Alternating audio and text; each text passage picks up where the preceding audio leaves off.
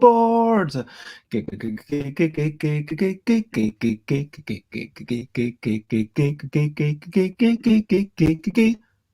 Boards games, boards games, it's what I'm talking about.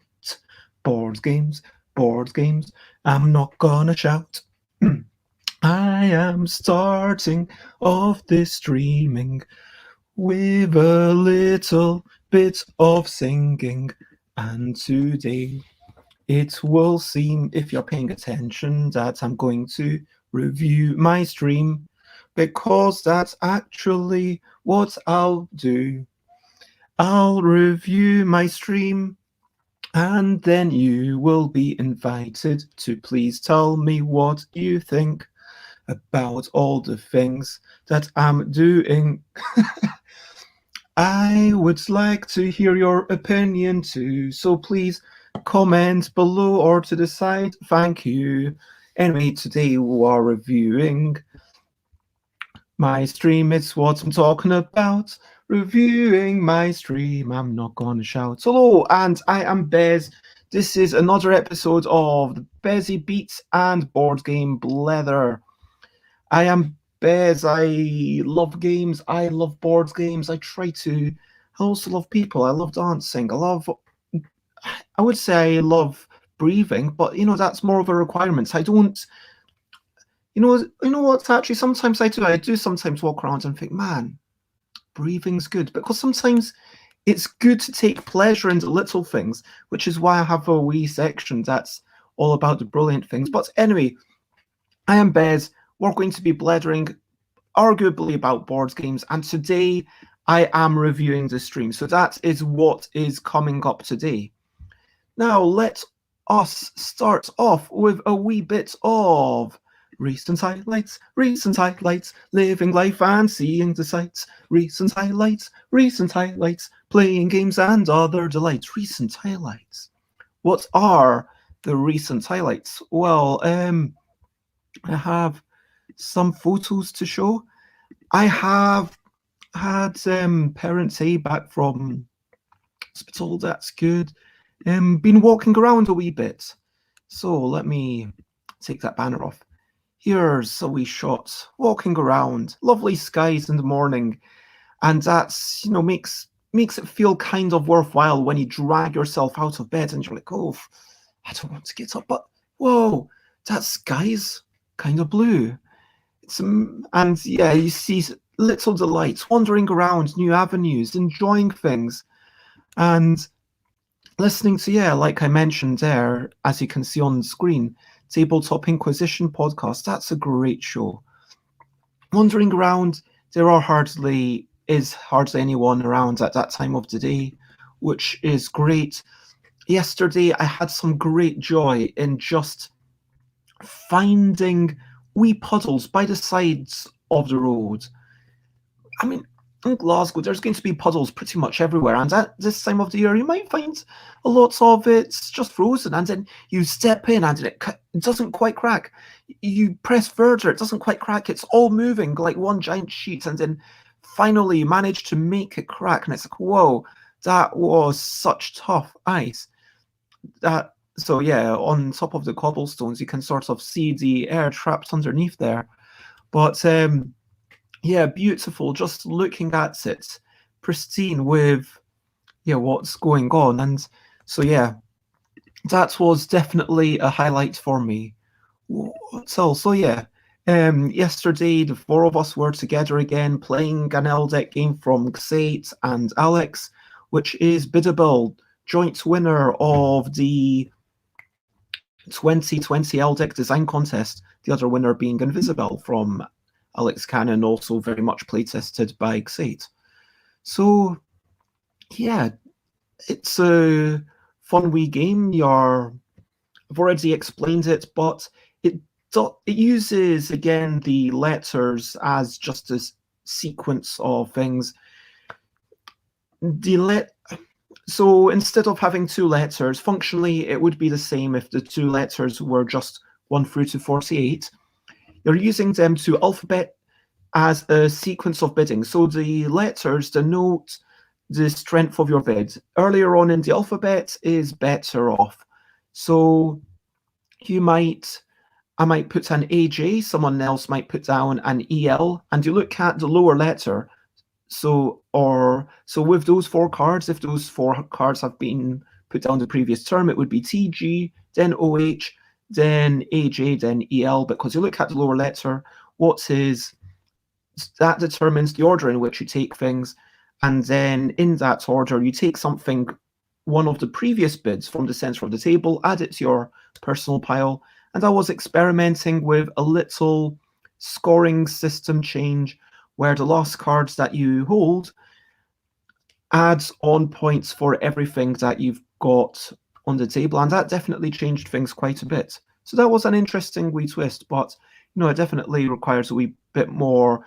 It feels like it's at the point where it's starting off development, but yeah, I'll be interested to hear what peeps think about that if they are able to give it a go.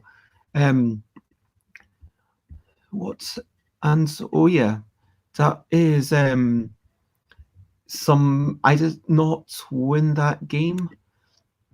That is another Eldic game, and today just walked, doing some exercise, taking some pictures of.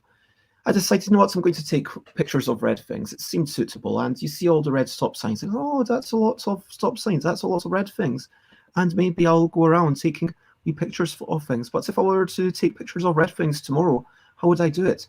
Would I just have to, I don't know, take lots of pictures of rear lights, car rear lights? Yeah, headlights are up ahead. But anyway, so that is a wee bit of what I have been enjoying. Now let's talk about brilliant things. Brilliant things. What's a little thing which is brilliant?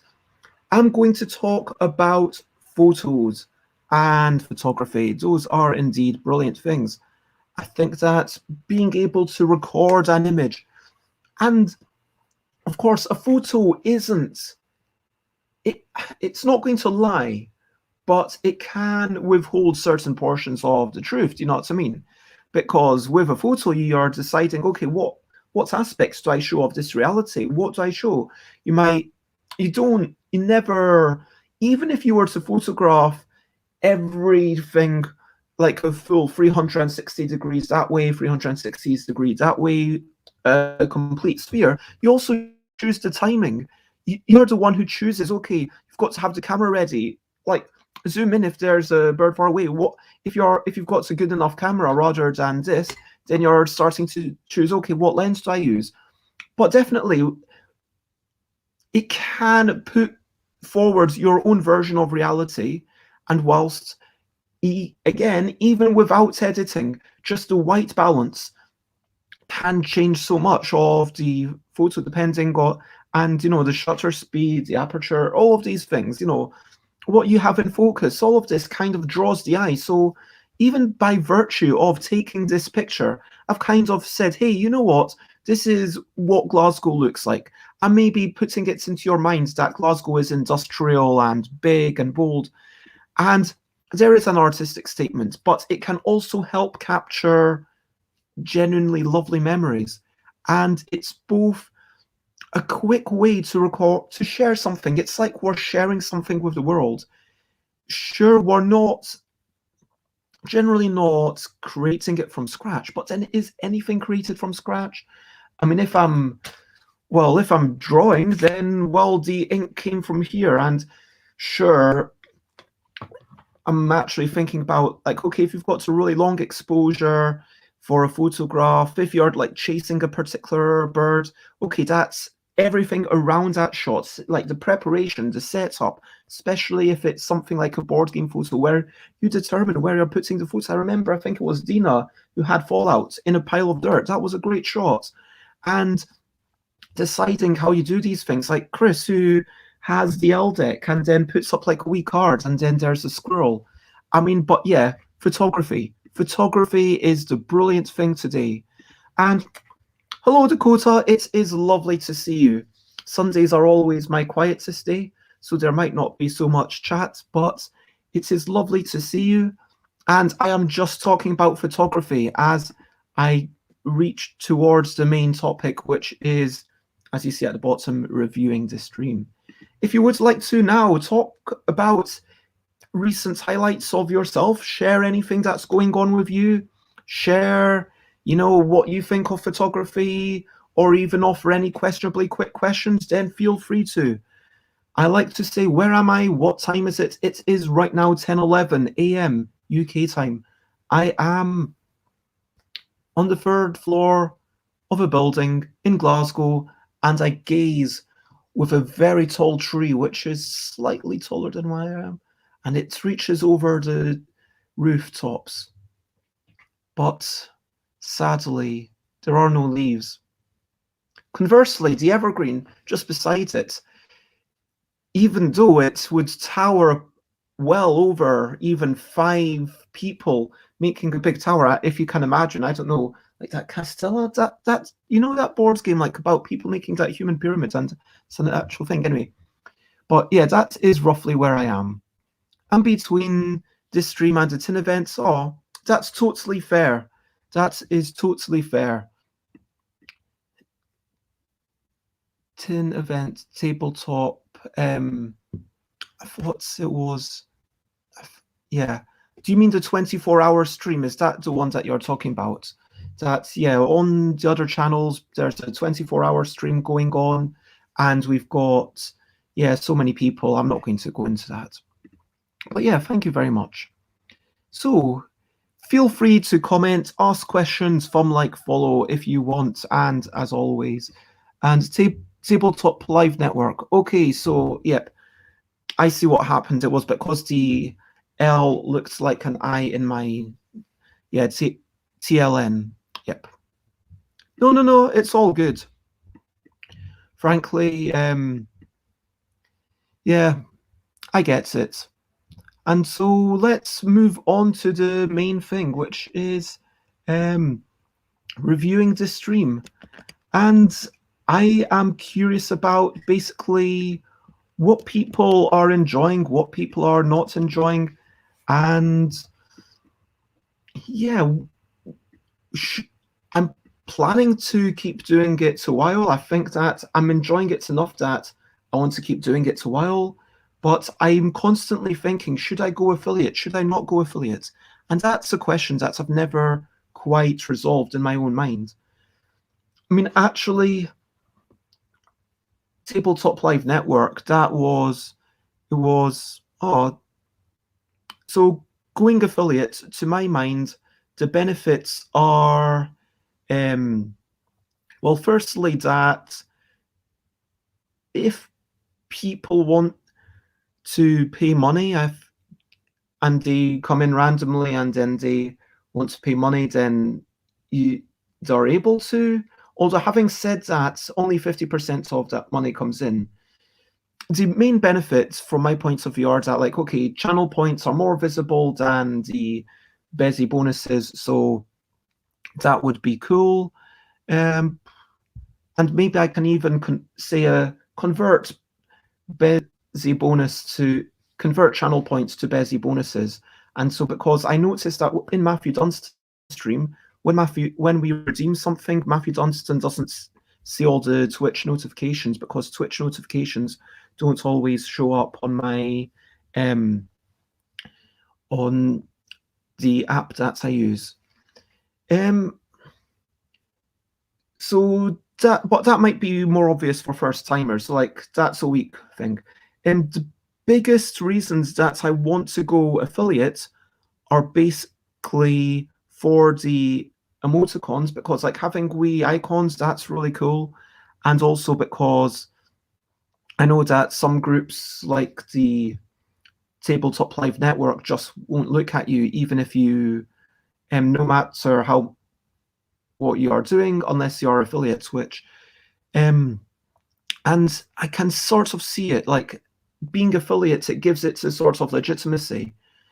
And it's weird that that's the case, but, it makes sense. And Now, the reasons that I might not want to go affiliates, on the other hand, so it's because I don't want people to feel like they have to pay for something. Like if someone's popping in and then they have to watch an ad, and it's kind of making the experience worse for them. And for me, the benefits are the emotes and the points are simpler. It just adds more content and more customization. What content and customization do you mean? By content, do you mean the emotes? Because for me, the issues, and yeah, I'd like to hear what you think, what content and customization you're talking about. Like, yeah, for me, the emotes are such a big thing. Like, also, when you go out to other places, you start seeing other people showing off their emotes, and it's like, oh, that's really cool. And then you hear about this other channel, and like I was in Amadeus's channel, Amadeus Music, who's a great pianist, and then someone else comes in with an emote that looks a bit like a zebra, and Amadeus is like, oh, is there another zebra musician out there? I want to check them out. And then, yeah, so then I check it out, and says, oh yeah, this person looks cool, and I actually end up following them because of this. And you share these emotes, and a lot of these emotes are Twitch global emotes, and yeah, that's kind of it. But then look at the downside. Yeah, okay, I get that. What do you mean by customization, if you don't mind me asking? But yeah, the downsides. Okay, the downsides are that, let's say someone's watching this channel and then they're just popping in for a couple of minutes to say hello, and if there's a 30-second advert that they need to watch before they get to it, then I don't know.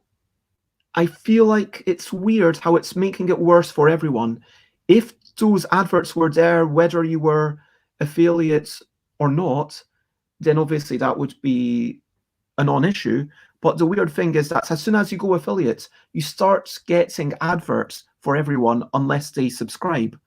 And that kind of feels like, okay, suddenly we're worsening the experience, and then you bring it back to normal by subscribing. Okay, sure, by subscribing you also get the little star, which can be made into a custom thing, and the little emotes. But yeah, then that's one issue, that I don't want people to feel like they have to subscribe, otherwise they're worth less. And I know that people sometimes end up giving gift subscriptions, but then, yeah, again, if someone doesn't have that, then they kind of feel, oh, I'm not in the club, and it's like I would feel weird, my moderators coming on and being so brilliant and not having. Do you know what I mean? It's kind of that. If I could give gift subs for free, then that would be different. But my understanding is that if I want to give gift sub to certain people, I still have to pay for that myself, which is really weird. Anyway, second thing is the multi-streaming, which, yeah, currently I'm not getting loads of people for, but every day I'm like, okay, there's a couple of people on YouTube. That's a small thing, because, yeah, I know that there's a couple of people who that's the way they watch me, but if you appreciate it, then hopefully you can come over to Twitch. But then having to do that like 20 minutes a day to then get the Twitch over to the YouTube, that feels like an annoyance that it might end up that I miss a stream, whereas currently I can get someone to help me do it all once a week. Although maybe I could still do that. Yeah, many Twitch viewers kind of take that as a given that you're going to see the ads when you watch Twitch. So yeah, those are the two. But you don't see ads. If you come onto my channel, you'll never see ads. because I've not gone affiliate. And I've had requests to from someone saying, oh, if you could not go affiliates. No one's saying, oh, please don't go affiliates, nothing like that. But people saying, oh, if you don't go affiliates, I would appreciate it. And I get that. I get that people, if they have to reload, towards the end of the stream, then they want to try and get back into the action straight away rather than having to wait 30 seconds, because sometimes you reload and then it gives you an advert. Then you're like, and I mean, right now it feels like on the Pro, it's emotes and validation. Like, you've got the validation, other people take you seriously. And it does occur to me that I could do a bit more branding with the screen. I could have had an overlay, like I could have had a wee bit on the bottom and the top. Just, I don't know, something, maybe somewhere it says, yeah, some sort of logo. I don't know. And maybe that's something that I should be working on before I do worry about Twitch emotes. But yeah, the points are simpler for the first time. And then on the downside, it's the ads. I don't want people to pay for stuff.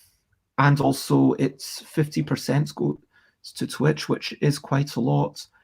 And yeah, multi-streaming can't be done, and putting it onto YouTube's kind of then becomes a bit of a hassle. So it's something that I'm continually pondering, and the easier option right now is to not do it, because you can't just go affiliate and then say, oh no, actually it's not for me. And that is kind of also a thing that makes me more reluctant. The fact that you can't just turn it off makes me think, well, the fact that I can't turn it off, it's like you're locking me into it. Why do you have to lock me into it? Why can't I turn it off with like 30 days notice or something like that? If I could turn it off with 30 days notice, I'd be like, okay, give it a go, see how I get on. And then if I don't like it, I'll turn it off. But the fact that once you go affiliate, you can't easily go back, that's really weird. And yeah, I mean, from a point of view, like 50%, if I am, given that Twitch is hosting this and putting it up and facilitating the chat and all that, well, it's a relatively,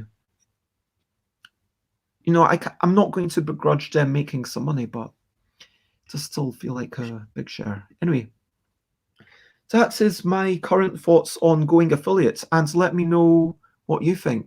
Like, Kota, yeah. I know that you're a bit newer to all this than I am, but you've actually taken the plunge. You're clearly choosing to do that. Now, there's other ways that I could improve the stream, and there's other things that I am planning to do. So for sure, today I'm going to try and get my sibling over here. We have got the better internet, but it's still not perfect. The internet is about 20 meters away, the Wi-Fi. I'm going to try and get it moved to this room later today, this afternoon, and try to buy a cable to plug it in. I don't know what cable I'm going to have to buy. There might be problems with the telephone wires in this room, but we'll give it a wee go. And so, yeah, having a wired connection so that I can do more stuff with it. I would like to explore overlays, like I mentioned, just even though I'm not using OBS or anything, just having, thinking about like, okay, what about a different, let's have something, a wee logo on the side of the screen. Would that be better for the branding? Maybe something where it's, I don't know, a bit of a red border, maybe fuzzy, like little things just on the edge, just on the periphery, something red. Maybe that would be good with the branding. But ultimately, it's about having good video and good audio. and good content. I like to believe that, I mean, I'm able to blether with the best of them. I like to believe that my songs and chats and have been entertaining and my guests have been good. And certainly that's a thing that I very much in the early days I was thinking.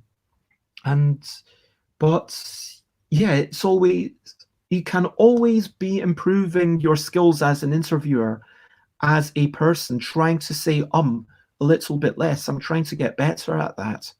Trying to have a little pause if I really need to have it.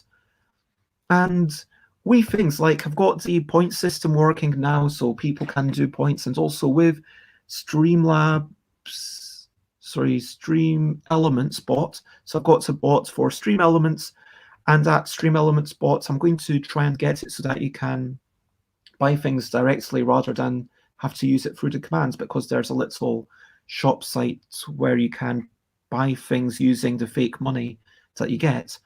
And yeah, it's not exactly like Twitch channel points again, because quota, you'd need to do exclamation mark points to see how many points you have. It's never in your face.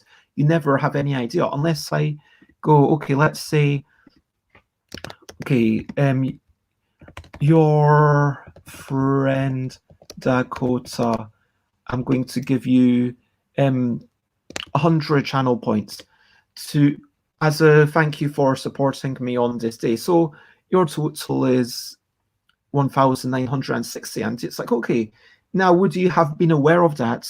There's not the continual, oh, I've almost got this, oh, I'm building up to 50,000, or like if I was like, yeah, like this amount, maybe you get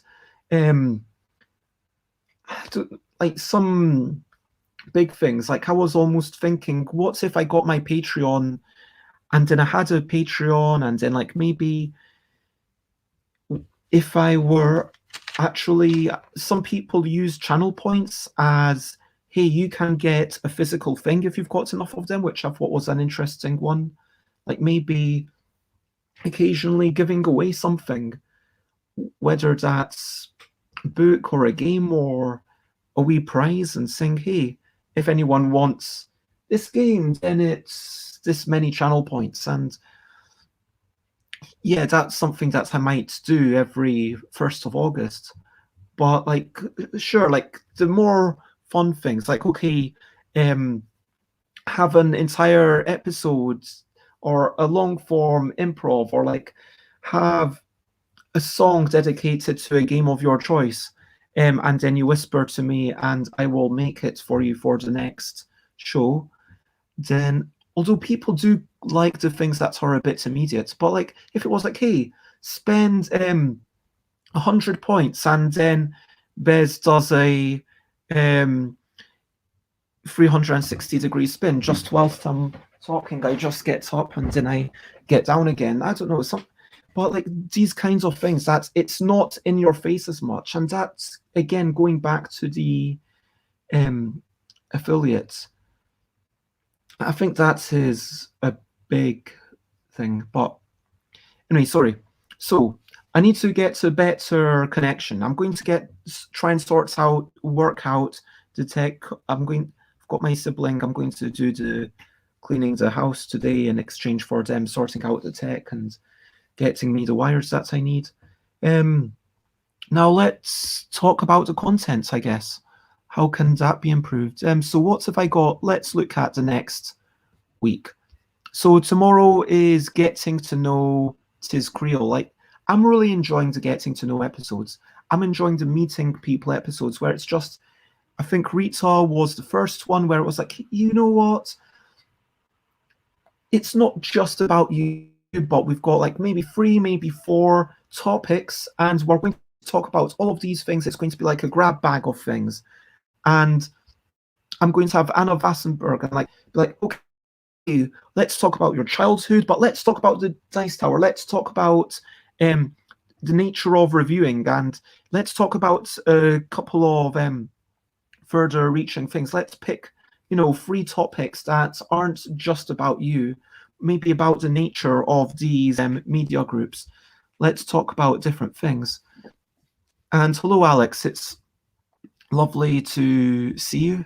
Um, but yeah, I'm just talking about the content that I'm doing and what might be your favorite content. What might you want to see more of? What might you want to see? I mean, I'm actually more interested in what do you want to see more of, because if I know that Sate doesn't like the musical shenanigans, but that's I enjoy doing it, and to some extent, it has to be what I enjoy as well. And throughout January, I was taking the approach of I need to bring more joy back into it. Um, I like that even with your getting to know episodes, you keep your format. It's good to know whenever I come to a best stream, it's going to follow a similar form every time. Yeah, like I do, I get, I guess you're talking about the, okay, I start singing, then I have the, what did we do recently, then the brilliant things and the questionably quick questions, then, sorry, stream elements reminding me to stretch. Okay, and then I get to the main topic, and then at the end, the recap, and then the singing. And I guess that's what you're on about. And okay, so yeah, for me, I love podcasts, I love shows, and a lot of the stuff that I do was inspired by other folk. Just yeah, having the outro, having, and also the really nice thing with Stream Elements, sorry, StreamYard. And you know what? I'll do an episode one day about StreamYard. I don't know when. It will be maybe the next Monday when I don't have a guest on. But yeah, I get to have these banners, so it keeps me focused. I'm like, okay, what's next? Oh yeah, that's what's coming up next. And sometimes I remember, oh yeah, I need to try and copy paste a wee thing. And so yeah, I've already written this description. I've actually got a system that works. And again, if I couldn't have this up on YouTube, I wouldn't have been able to copy paste that from the YouTube. Anyway, it's yeah, but I think I have been successful in making it fun because yeah, playing the music I have really enjoyed. Getting to know people I've really enjoyed. Frankly, reading this book I've kind of enjoyed. I mean, I really enjoyed doing it. And then I stopped, and then I read a couple of chapters on my own. I was like, no, I'm not really enjoying this. I realized that, yeah, I really enjoy playing that game only when I'm reading it out to people. So take that as you will. That might be quite a damning indictment of fantasy. Alex says, I of course enjoy lots of your streams. Part of it is just chatting, but I also really appreciate having a discussion on a topic. So I'm going to make little notes here in my, so for people, this will, I have a wee book, and since January, I've been trying to keep notes in this book rather than on separate bits of paper. So successes, similar format. I'm going to put that, yeah, similar formats, and also cool guests. I'm going to write that down myself. So yeah, let me actually look at the past week, because this is meant to be a review rather than a preview. So last couple of weeks. 18th was Chaotic Shenanigans. I cannot, and this is another thing, like if I did actually put it up after the Twitch, then at least for the YouTube description, I would have been able to say, this is what happened. So maybe that's more appropriate for YouTube, I don't know. 19th was Musical Shenanigans. I am really enjoying being able to play the keyboard. I do not play the keyboard enough. I don't feel incentivized to practice it. It's very different to a performance. I mean, obviously, if I'm going into a bar and then I know that I've got 20 minutes and that's it, and then, okay, I need to be there. It's very different to doing a musical performance and then Alex suddenly coming up and saying, hey, could you do a live learn of this song? And then me spending, how long was it, like 10 minutes, 20 minutes, trying to work out a vague facsimile of Rising Sun Blues. Tuesday streaming, I'm enjoying that. Facts and a half, yeah, I enjoyed that. It was lovely to have Ambi on. I was delighted that Ambi would join, and Molly's always joyful, and McCall when McCall can come. Yeah, I've got like this sort of I feel like I've gone back. I feel like I've gone full circle in a lot of ways. I started off right at the start, just saying, okay, what am I going to do? I'm going to have, okay, please, people, give me questions. I will answer all your questions. And then I tried doing a review of something, and then I did more questions, and then I alternated, and then I said, okay, you know what? Maybe every Wednesday I do a self-promotional thing. Every Monday I'm working on a thing. And then I try to work out a plan. And then I started having more and more guests. Alan Paul being my first ever guest, Richard Denning my second, and then I've had some brilliant guests like Martin Wallace, Shem Phillips, some great reviewers like Emma and Ella, and so many people. I don't want to start naming names because then I'm going to feel, oh, why didn't I name these people? But it became more and more just about the interviews. And so I assume Alex is talking about the live learn. I'm glad you enjoyed it.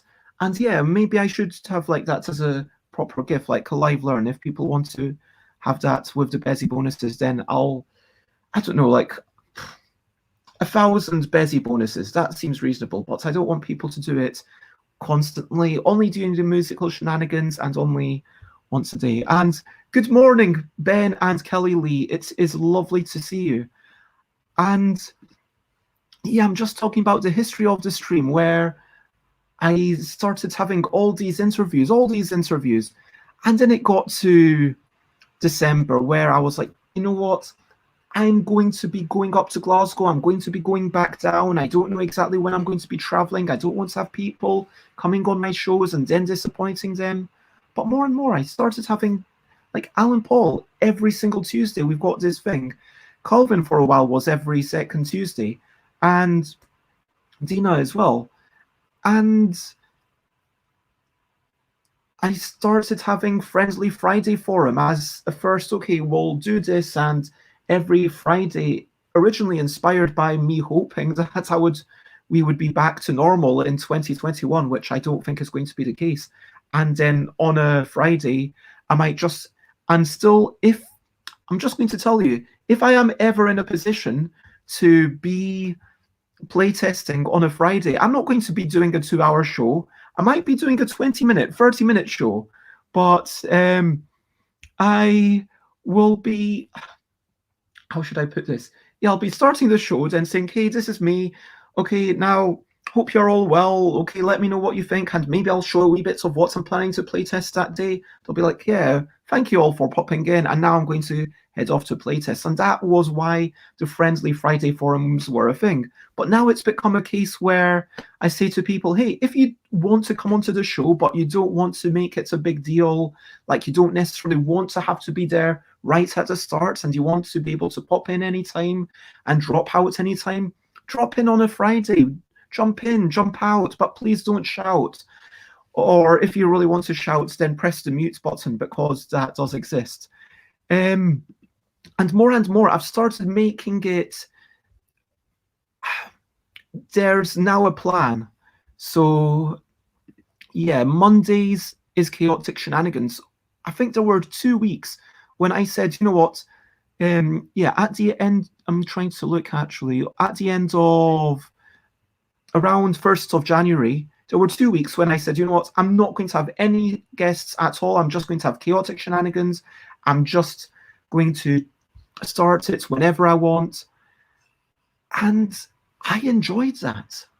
I enjoyed starting to read through the Warlock of Firetop Mountain. I enjoyed just rambling about nothing, which was a surprise to me. I didn't think that I would enjoy it as much as I did, just having people come in. Because sometimes when people are coming in, I want to kind of be like, hey Ben, hey Kelly, hey Dakota, hey Alex, like what are you all talking about? It's like, and to everyone who comes in normally on the other, like it's like, hey Nicholas, hey Xate, hey, and then everyone like, how's stuff going with you? What have you been enjoying? And like we could talk about the recent highlights bit for an hour and then just have like one silly question where we end up chatting about food. And that is fun. I wouldn't want to do it every day because I do like occasionally having a topic where this is actually of utilitarian value.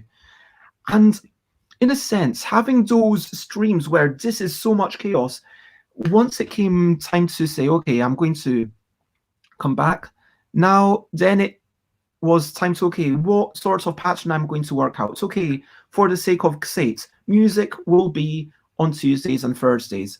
And yeah, maybe I should have brought my keyboard over because it's a Sunday and Xate doesn't pop in on Sundays. But Sunday, I already had reviews. Sunday is all about reviewing stuff. Friday is all about whatever, people jumping in.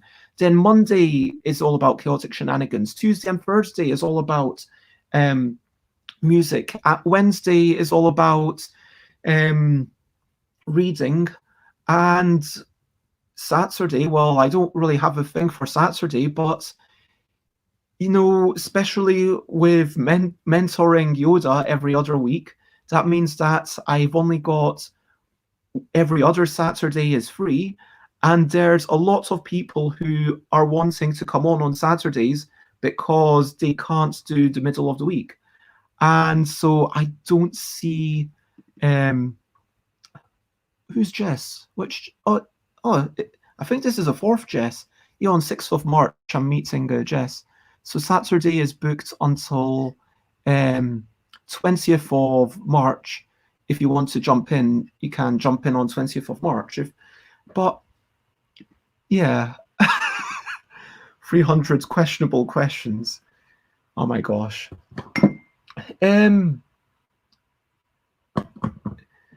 Sorry, someone just asked me a quick question about whether I've thought about doing a 1-to-2 ratio L deck so people could make tile-laying games with it. And I had, but I'd not pondered it very much. And honestly, at this point, you know what? I feel like I should go back to once in a while just doing a self-promotional stream. Like, I don't want to... Maybe like as part of that... Maybe it's as part of that Friday. Like, we have the accountability. What am I doing? Like, what the heck am I even doing? And when I had people on, when it was like, okay, how should we be reaching out to reviewers? Hey, how should I be reaching out to a reviewer? Let's say there was a person with a word game system that had 2 letters on each card. How would you like them to reach out to you for a review? And 300 questionably quick questions is once every 30. That would not be questionably quick. That would be very quick. That would be, wow.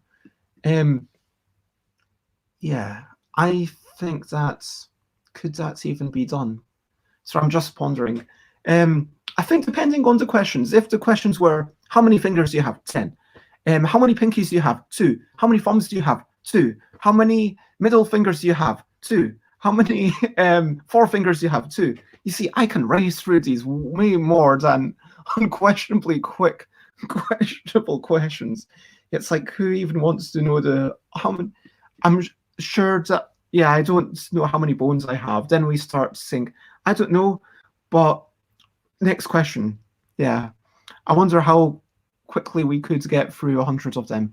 Anyway, that is not a task that I wish to perform. But yeah, so I've got this, let's call it almost like a backup rota, except for Saturdays. And Mondays, I don't feel the need to do chaotic shenanigans because I feel like for me, the musical shenanigans and the Friendly Friday forum, okay, that brings enough into my life. And if I really want, I would, in terms of me, which would I prioritize over the chaotic shenanigans or an interview with someone? It's going to be interviewing someone. But let me know what you think. Again, this is why I want to have it be a stream and not just me pondering things. I would like to know what you're enjoying. So let's look at the last couple of weeks. So we had chaotic shenanigans, musical shenanigans, reading The Warlock of Firetop Mountain, and then Wow, 21st was musical shenanigans again. Then Friendly Friday Forum, meeting Matt Warwick, and then reviewing podcasts. So actually, 2 weeks ago, I didn't have any guests on except for the Saturday. There you go. And then Monday was Chaotic Shenanigans. Tuesday is discussing prototyping with Rita Modal, Alan Paul, and Matthew Dunstan. So that's a new feature that I've got every couple of weeks that we're going to discuss, except for the Game Jam week, we're going to discuss, the next step of game designing. Then reading The Warlock of Firetop Mountain, discussing Twilight's Imperium with Colvin. And so last week I didn't get to do any musical shenanigans at all. Friendly Friday Forum, mentoring Dutch Yoda, and today I'm reviewing a thing. And so actually I'm doing hardly any interviewing now I think about it. Yeah, like Dutch Yoda coming on as a co-host, and I really enjoy it when people are coming on as a co-host. If I could have someone coming on and saying chaotic shenanigans with blah, and I would very much encourage people, if you want to come on the Friday and you want to be on for the full thing, then I will put your name and stuff in it, and it could be like Friendly Friday Forum with Bez and Kota and anyone else who, or Friendly Friday Forum with Bez and Board Game Cupboard and anyone else who wants to join in. And yeah, I think that fundamentally what I've managed to do is not feel pressured to have interview every single day, because that was too much pressure and that wasn't making it fun. And so, yeah, next week, now we get into the preview bits, it's getting to know Tiz. Okay, so that's one thing. Then musical shenanigans. Okay, I'm glad. I feel like I would like to do at least one of those a week on average. Then meeting Harley. Excited about that. Marketing with Dina, Friendly Friday Forum, and then the Game Jam starts, which is obviously its own thing. Now, let me know what you're thinking. Like recently, it has been a lot of solo shows. Have these been less interesting for you? Have they been more interesting than the interviews? Has it? And I've always said to folk, if you want to jump on, like jump on and let me know. But reaching out to people, telling them, hey, chasing them up, please get me this information.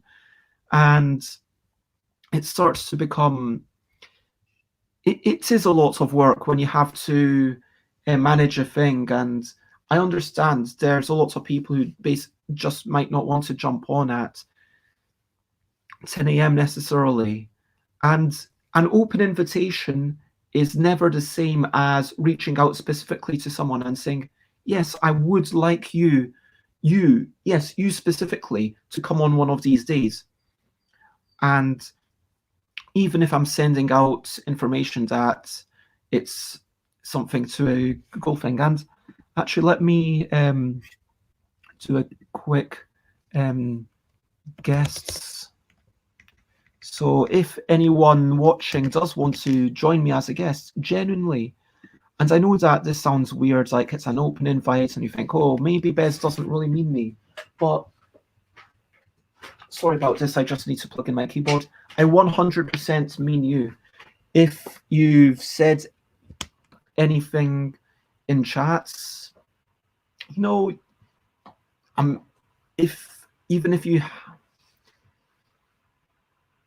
yeah, I don't want to like dismiss the people who are lurking, but yeah, people who have spoken up in chats that I've kind of gotten to know a wee bit, absolutely, come on, let's talk about a couple of things. Let's talk about how you choose to review what you review if you're a reviewer, or let's talk about the nature of what motivates you. Let's get into a big discussion about these things. Let's get into the nitty-gritty. Let's get into the philosophy of these things. Let's maybe talk about what were your earliest memories, your earliest gaming memories. Yeah, how gaming fits into your life, because, gaming is just a part of your life. And the other day, everyone was saying, you know what? We would prefer to have Windows than board games. And if it was one or the other, it's a really difficult thing, but I think that Windows are slightly better than board games. And so, that's the thing. Like, from a basic point of view, like, of course, oxygen, food, water, these are the essential things. And we need to keep having these things for our continued existence, for our continued sustenance. So yeah, but so board games are critical. Board games are meaningful. Board games can affect us. Board games can effect change. But let's put those board games into context. How do board games impact everything else? How does everything else go into board games? Why board games rather than watching TV? Alex would like some more of my thoughts on developing games. I mean, next time I've got a friendly Friday forum or chaotic shenanigans, ask me. I mean, you can ask some of these, say, hey, Bez, what are your thoughts on blah? And frankly, those are the perfect days to do it. It's like on a Friday or, yeah, yeah, potentially on a Sunday if you're here early, but yeah, Friday, Monday, or you know what's on if it's chaotic, then you can ask that question pretty much any time. Who am I kidding? We don't have so many of your solo topics. It's yeah, it's a weird one because I guess the thing is that I feel like I am doing this a lot as a substitute for social interaction. I'm doing this as a lot to say, hey, there's Alex. And I know that that's not a picture of Alex right now. I know that that wasn't a picture of Alex today or even last week. I know that that picture is, relatively old. I mean, not old in the cosmic sense of things, but you know what I mean.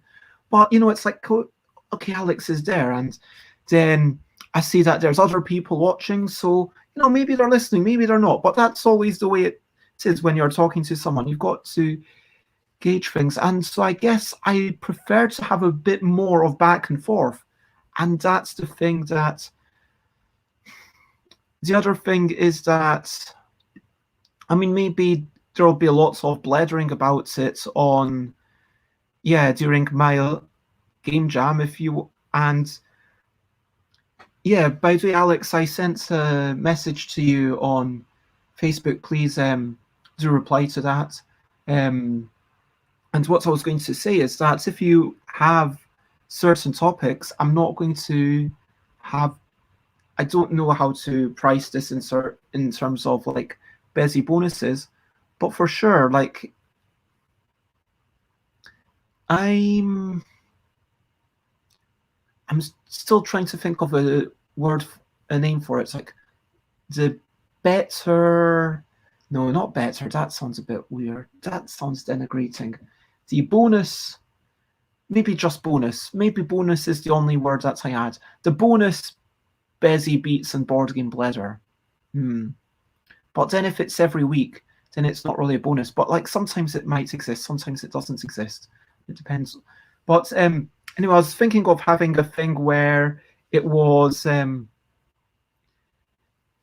thinking of something where I'm talking to people that I really want to talk to, like Aldi or Rainer Knizia, or like Rainer Knizia. I've not reached out to Rainer, but Dr. Knizia, sorry, I should probably say. But I would like to do more of. I would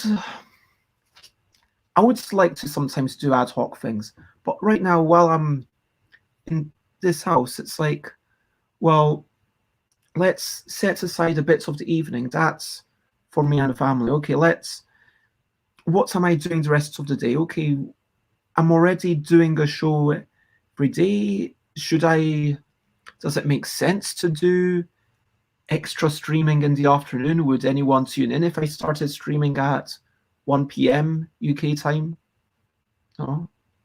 Like maybe genuinely for regulars, or I basically said that I know that parts of the reward for winning the LDEC design contest was to have the mentorship. But for sure, if people have a general, hey Bez, I would like to hear you blather on about this topic, let me know. Always let me know if there's a particular topic. I mean, my thoughts on developments. How do I even start? And the sad thing for me is that right now I feel like I'm not really part of the board game industry in some ways. In that, yeah, I've got a royalty check coming from Gigamic. They just sent me my statement and I should be getting some money by the end of next month, which will be nice. And for sure, I'm expecting some. But this is all for work that I've done previously. Do you know what I mean? I don't feel like I'm an active board game creator in many ways at this point. Now, after the game jam, it might turn out that, there's a bunch of games that, hey, I'll have co-designed free games during the week. I'll have made my own thing and other people will have. Yeah, I sense that this is sarcasm. I mean, okay, like I'm doing the videos. Yeah, you're hardly making any board game related stuff at all. I'm doing the videos, but I'm not really doing any developments. I mean, or am I? I mean, maybe I'm denigrating myself. Maybe I'm forgetting about, the work that I did for the LDEC and, but it feels like I'm just moving so slowly. I'm like moving through treacle, do you know what I mean? And it sometimes it's so easy for me to say, oh, that doesn't really count because, yeah, the board game or the games that I invent to play on the stream, okay, that's, oops, what's that? Oh, that's, we task that almost went missing. Yeah, like I have made, actually, you know what? I have made actually a few multiplayer solo. I made a thing for, yeah.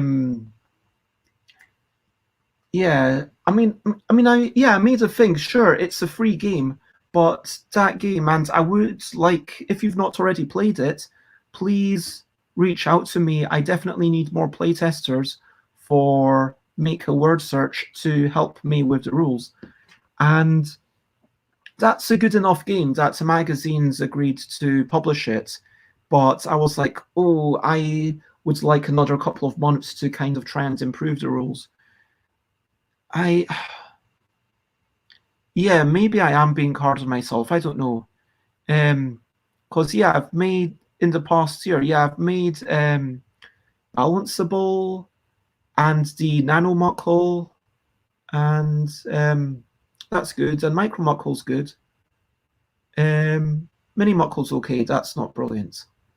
So I've made free games, and like a couple of games that are kind of more, yeah. I've made, yeah, free work games that anyone can play, 2L games, and so yeah, maybe I am being too hard on myself, but it just still feels different to. I guess that's it. We're always hard on ourselves, and we're always finding excuses to just be like, yeah, know what, that isn't real game. That's not a real game. That's not real design. That wasn't fully published. That wasn't finished. And right now, I am in a state of, if I could describe my general emotional state right now, it would be fear, stress, and sadness. Yeah, slight anger, yeah. But trying to rein in that anger and moments of anger. I mean, sorry, I'm going to have a 2-minute rant, and I'm going to allow myself, and I'm going to put. Okay, so oh my goodness. Okay, so this is about COVID, right? I came back in the car, taking a parent back from hospital yesterday. I was in the back of the car. I was not driving. I was there to offer support, to help navigate, to help take the bag, pick up someone from hospital who had been there for an operation, and bring them back home. That was why I was in the car. Well, walked. Okay, so went through Byres Road. Byres Road, for those who don't know, is a fairly busy street. This street, it's maybe, I would say that people were less than 2 meters from each other by quite a bit. Past there's a pavement, or maybe 4 people on the pavement. I don't know how wide the pavement it is. Maybe it's 3 meters. Maybe it's a couple of people. Maybe it's a couple of people. But your pavement isn't even 3 meters wide, is it? It's barely 2 meters. But the point, so I counted the number of people wearing a mask. I was like, okay, counting on my fingers the number wearing a mask, counting out loud the number who were not wearing a mask, just because. And I only started halfway up the street because I was like, wow, there's so few people wearing masks, and there were 24 not wearing masks and 9 who were wearing masks. Now you might say, okay, well, that's a fair proportion. Yeah, come on, Nicola Sturgeon, you came out of a pub and straight away you just take out your mask. This is not great behavior. Like, leave it on a wee bit more. Like, don't just take it off and then go back into the pub and forget to put it back on. No, sorry, that's just not on. If you're walking down a busy street, you should be wearing some sort of thing. And this is what's making, seeing that breeds fear in me, and then it breeds resentment in me, and sometimes that turns into anger. This is me just talking through my own feelings. And I put on, someone on Twitter said, hey, given that people have been wearing masks for so long and it's not really gone down, are masks even wearing? To which I replied on Twitter, most people are not wearing masks, so we can't really tell. And then some accounts came, and I have no idea who this is, just said, that's a flat out lie, to which I responded, no, I actually counted a while back in London in the middle of a supermarket, and I actually, yeah, this number has gone from my mind, and I said, it was about 1/3 people inside a supermarket wearing masks.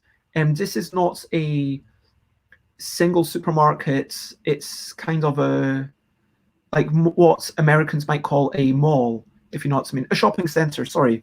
Why do I, struggling with words today. There we go. Anyway, so, and also when I was going to the post office to post something just on like the 30th, or it was a couple of days before the end of the year, we were going through a big crowd, and I would estimate about a quarter of them were wearing masks, to which the person said, well, my facts show that your observations are complete fabrications. And I'm like, well, what facts do you have? These are my observations. It's possible that what you see is, maybe it's a local difference, maybe it's a difference in time. Anyway, I don't think they were really interested in talking about this in a serious way. And that also makes me angry. People just dismissing other people, people being uncaring and just dismissive of other people. And yeah, so I know it's not a scientific, if it was 100 people, then sure, maybe that would be a bit more scientific, but half the stretch of Byres Road on a random day, 24 were not wearing masks, 9 were wearing masks.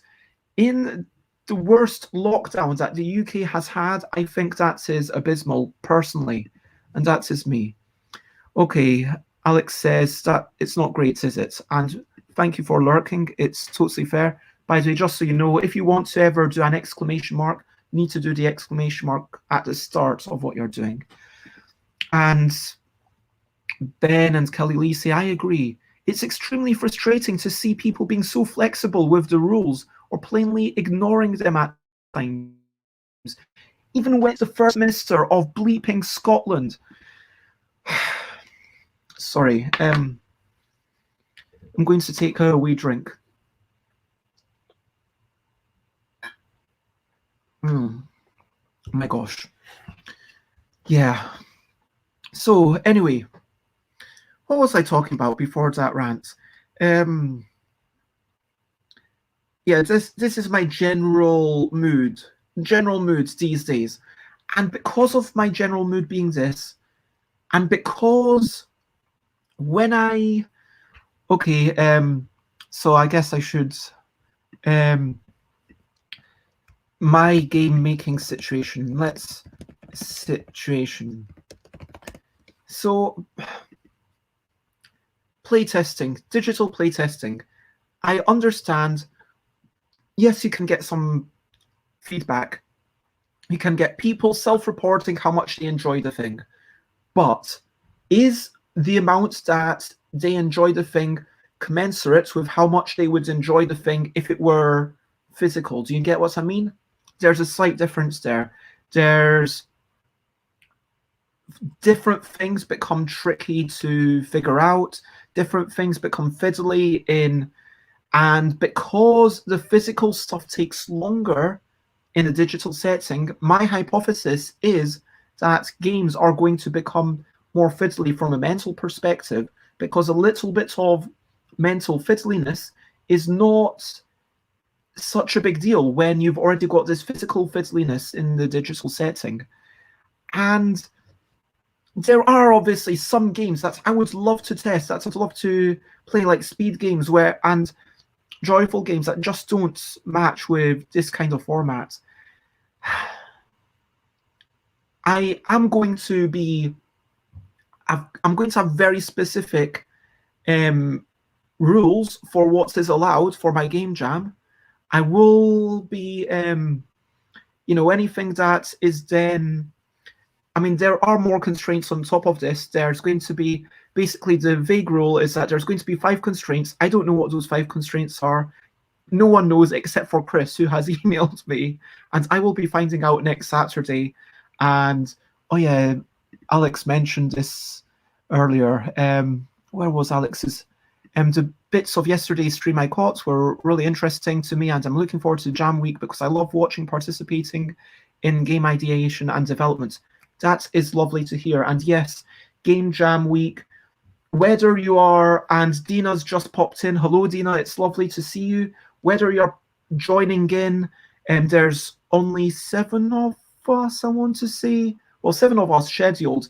Myself, Tiz, Rita Modal, Alan Paul, Matthew Dunstan, James Naylor, and Dina Ramsey. Ramsey?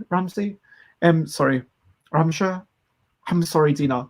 And you're not here, but anyway, Dina, you know who I mean. The Dina who's been here so many times talking about marketing. So these 7 people are going to be on camera. I'm going to be trying to make a solo thing. We're going to have 3 groups on camera trying to make a solo thing. If you want to join me on camera on Friday, you know what? You can join me on Friday because that's the way it always is. You can join me on Friday, whether it's to playtest your thing or whether it's to invent your thing. And we could join a team together. Why not? Although it is kind of last minute. But you know what? If you do a last minute thing, that's totally fair. Like Rory, who swanned up and made an amazing game for Idle Michael's stream. But yeah, I'm going to be going through my own thing, and I see that Michael, having done that, then it was, hey, let's keep working on that. And I'm hoping that, maybe having made a thing with,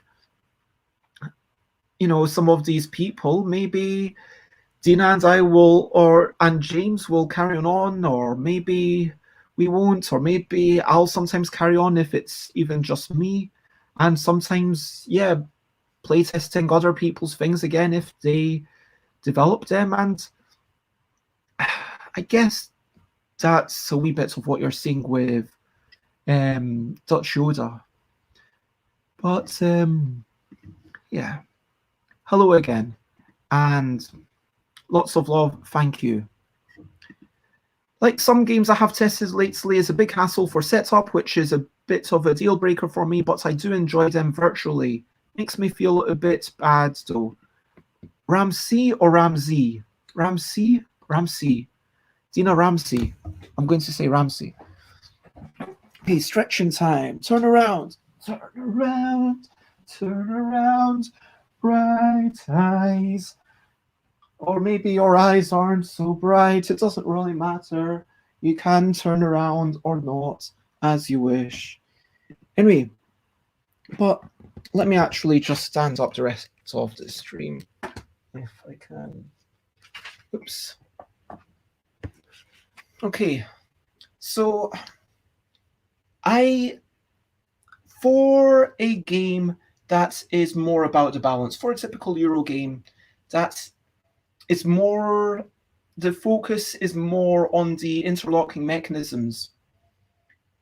I think that digital testing alone could actually be better than physical testing alone. I'm going to hypothesize that if digital testing allows you to do 10 times as much testing, then, or let's say digital testing allows you to do 5 times as much testing. I would hypothesize that in terms of games played, because also it does take longer. So let's say you get 5 times as many games played doing it digitally. For, I don't know why I'm looking here. For Agricola, I guess it's a game, or for Agricola, let's say, I could see that actually resulting in a better game, because you're able to test out the permutations, you're able to test out the different strategies, you're able to get people doing what they are, and so much of the human interaction is through the board. I mean, people have said that Go, the game, is like a conversation, and that's true. Like when you place a stone, the other person needs to reply to you. And if I were doing that, or if I were doing photosynthesis, then yeah, it makes a lot of sense. Maybe. But the more complex, the more stuff that's going on, the more it's about communicating with each other through the medium of the board and through the medium of the pieces, looking up and glancing at someone, looking up and smiling after you acknowledge, oh, nice move. This might add to the game, but it's not going to change it fundamentally. On the other end of the scale, Yogi, sure, I could test that. I could genuinely test Yogi. Let's imagine hypothetically Yogi Jr. Okay, there is no Yogi Jr. that's been announced, and I am genuinely, and yeah, but anyway, so let's pretend that I was working on a junior version of Yogi, and I wanted to, or let's go back some years. Let's talk about Yogi Guru. Okay, so there's not much, and let's ignore the wildcards even. So you don't have that, oh, you have to be touching Paul, or you have to be touching Dina, and this is all with consent, of course. And then you navigate the thing and say, hey, is Dina okay with someone else being told to touch her? But like, anyway, I could test Yogi. Like, there's no physical central dexterity bit. It's not like Jenga where you have to touch this central bit. Yes, everyone could have their own deck of cards, everyone could be pulling, and everyone could be doing their own little thing, and I could get an idea of what the game goes like. But is that... how useful is that to me? Frankly, that's another thing. Like, how many times do you need to test? I think that for a certain type of game, the whole test it until you're sick of it and then test it some more, I'm going to posit that that's a really unhealthy attitude. I think that that's not a good attitude. And so Yeah, it feels like, especially for a party game, it's more important to just test it with a variety of people. Hey Rob, I'm ostensibly reviewing the stream, but I'm on a big tangent about my game making situation, and I'm comparing digital to physical, but this isn't the main topic for today. It's just like another tangent. And I'm basically hypothesizing that even though Yogi could be tested online, if I had tested um, Yogi Guru online, and let's ignore the wild cards, I think even if I were to test 5 times as much, I don't think I would have had quite as good information, because I wouldn't have been able to see. Sure, I might have been able to get people to set up a camera so I can see their whole body, but I can't look clearly at, okay, I need to get the camera so I can see clearly how much they're struggling to get the thing, how much they're going there, how much are people laughing at them, how much are people smiling, how much are people enjoying themselves. These strange qualitative, and this sort of qualitative measurement is a lot harder than quantitative. It's not clearly just, look, balancing is much more mathematical, but games are not mathematical constructs. I think that sure, in a perfect world, maybe we would play test every, okay, in okay, this is a really a real stretch. In a hypothetical world, let's imagine we could take every possible version of a game and then test them all with our perfect target audience. And then our target audience says, okay, this is the best one. And then we're like, okay, boom, that's the best one. And then we play test that a bunch. Maybe it's a game that involves some balancing, and then we play test all of these versions 100 times. Would that be a good way to test the game? Imagine infinite resources, literally infinite resources. Now, I posit that, yes, that would be I think that would be a great game way. If you could actually see all these things, if you have infinite resources and if you have the infinite best memory. But firstly, in reality, people are going to change. Secondly, how you need to define your audience. And an audience is not one specific group. An audience has to be an amalgamation. Now, we can take, once we know people well enough, by observing them, we can, I'm going to posit, extrapolate from that and say, okay, if they think that this is too simple, then that's not a problem because they don't like simple games. Okay, if this person thinks that it's too simple, then that is a problem because they're on the lower end of what I want to be in my target audience. And if this person thinks that, like, is it sparking joy? This is like something that I think was saying to me, like, is the game sparking joy? And at that point, you've got to ask, well, how do we measure this? And it's so imprecise. And maybe I'm fooling myself. For partially, if I'm being honest, partially it's also down to, as a designer, okay, look, there's 2 reasons that you do playtesting. Firstly, because you enjoy it, because you want to make games, because it's what gives your own life meaning. Secondly, maybe you want to put something out into the world and then you get some meaning via other people having meaning. But these 2 things are intertwined. And do you find meaning through expressing yourself, through the expression of the idea? Or do you find meaning through the final feedback on that idea? Or do you find meaning through the testing process itself? And I guess for me, I just cannot clearly. I personally find it far more useful and far more intelligible and far more understandable when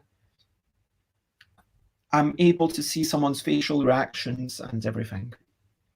There's lots of types of games that either can't be tested online or wouldn't give much useful feedback or observations. And yeah, going back to Yogi Guru, I mean, there are definitely some cards in that deck that were barely tested. I mean, somewhat. Okay, I did get Catherine Gray to help me try and do all of the cards at once. So it is, in theory, under laboratory conditions, you can do all. I'm trying to remember how many there are. I think it's about 40 in the sequel. You can do all 90 whatever cards at once. Obviously, if you add in all the wild cards from the sequel, then it's, anything could happen. But at least the base level, that is achievable. Now, the cards themselves, like that exact mix of wild cards, that wasn't through me making a bunch of wild cards and saying, okay, is this too many? Is this too much? It was me saying, okay, you know what? I think that these wild cards are amazing. And part of it is selfish, like this is the kind of, but part of it is, well, these wild cards need to be enough of the pack that they're giving the game something really new. They need to be present in there. What kind of distribution feels reasonable? What's as fan to use the mat?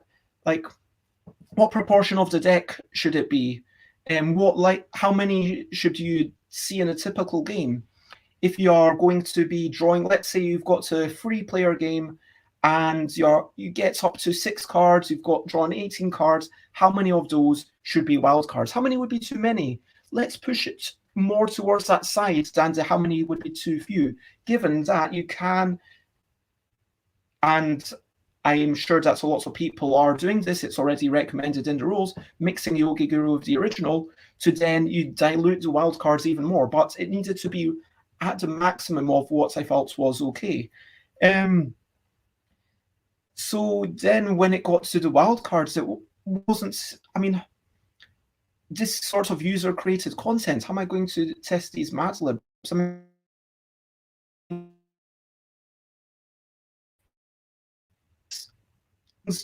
testing them, how useful is that? It's just about trying to ponder the possibilities, making the best guess that we can, and then eventually, maybe in 3 years' time, I'll realize, hey, wait a minute, there should have been 2 fewer cards here. And honestly, with Yogi, like, with the final deck of In a Bind, I mean, sorry, I am kind of blowing my own horn and I'm kind of bigging myself up, although I'm going to take it. For In a Bind, that final deck was never actually played, I don't think, except for me testing it. So we had the final deck, was like, this is broadly what it's going to be like. And then I tested it, so playing it solo to make sure that everything could be done at once. I changed maybe 2 or 3 cards and I was like, okay, well, does this need to be tested again? No, it doesn't. There's no need. Now I'm going to start testing the wild cards and all the expansion stuff. And yeah, like with those final tweaks that I did with the original In a Bind, only one of them came out of the game, and I'm fairly proud of that. I mean, I've got a, what's that, 98% success ratio, and frankly, if there's one card in a deck of 50, yeah, I think it was 55 originally. 56 was the sheet size, and then there was one blank. So yeah, one card out of 55 I messed up on. I think that's pretty good going. And would it have been better if I had waited a year and tested that with loads of people in the pub? Yes, it would have. But would it have been better if I had tested it 100 times online? Maybe, maybe not, because people online are going to be the sorts of people to understand these sorts of things. And yeah, people online, would they have even enjoyed the game? That might have... Anyway, maybe they would, because to be fair, people are. Yeah, you have to make the game so different for online that I think you start making it arguably worse. I know there's a lot of maybe again I am biased because it's something that I don't like enjoying, and for what I could just hold my hand up and say, you know what, I don't like doing stuff digitally. I abhor it. I hate playing games. I strongly dislike playing games on Tabletop Simulator. Um, generally dislike Tabletopia. I have slight preference for Tabletopia just because it's slightly easier to run sometimes for me. And I don't mind Board Game Arena, and I quite liked playing games there, but that's hardly somewhere that you can go to try out things. And kinds of games that have been making, I don't know why I put I've made Nano Muckles, so I don't, and Balanceables, so I don't know why I'm taking things away from myself. But yeah, the kind of games that I'm making are the kind of games that I feel like I want to play and I have the energy to test. Because observing something, there's a design. If I want to test something, then I've got to test another person's thing. And I did it a few times. I was part of Gil Hova's group, lovely person, and I played a few games. But it's just so draining for me. And I would rather not do that. And so that's why until I am able to play games with strangers in a pub. We're just strangers in the pub. You wrote the rules and so did I. A new board game is what I'm thinking of. Here's my new prototype. We're just playing games in a pub. We're just gonna clown around. In all seriousness, one day when we can play with strangers in a pub, one day when we can do that, then I feel like I'd be able to get back to normal. Then I would feel like, okay, I am back into it. When we can have a bunch of people, when we can have a convention, when we can play a game where our hands are going to be potentially slapping each other, when that is what we can do, then that is when I will say, okay, I'm going to get properly back into. Right now,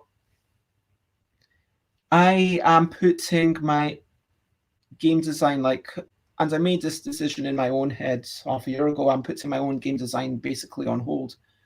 I feel like the make a word search game is probably the thing that I can point to and say, hey, that's not even an LDIC game, that's a completely different game, and that's the thing that exists, that it didn't. And I don't know if anyone else would have made it. So that is a small achievement. Alex says, 2020 design constraints have been harsh, especially for a design aesthetic that relies on physicality and social interaction. And that's the thing. Look at, now I can talk about it. And I would like to have you and Xates on properly at some point to talk about your games. But look at Invisible, okay? So Invisible, someone's going around somewhere, the other person's trying not to. And then sometimes when I was playing, I would end up doing this so that the other person didn't see my eyes. And And sometimes I would sort of end up drawing the entire grid on my bits of paper, but it's about, is that part of the game or is it not? That's a question. But are we just communicating through how we move the game pieces? Are we just communicating through the language, or are we also communicating through the way that we put down a card onto the table, the way that we flip it over, the way that we explain things to each other? All of this is part of the social experience at the table. I mean, yeah, it's definitely weird one. Face-to-face play. I would agree with that. And I think that when Michael said it's a random right, sorry, I need to move this because the plug fell out a moment ago. Anyway, I think that Michael was spot on when Michael made our game jam about rule and rights.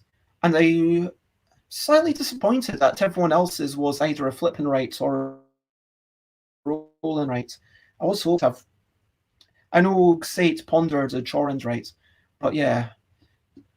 Make a word search does seem to be a very distinctive Bez thing. It's interesting. I would genuinely be interested to know in what way. Do you just mean that, as in, are you saying that if you not read the rules, but if someone explained the game to you and said, "Oh, I don't know who made this," do you think you would have been able to guess that it was me? Yeah, I get it. It's like, or are you just saying that in the context of this thing, I'm doing things in a different way, and like, yeah, I'm curious to know. But yeah, anyway, my game making situation, I'll kind of address that maybe in a. We'll see what happens after the whole game jam. Honestly, that's partially for me as well. Just maybe I'll get a game or two that I'm happy to work on.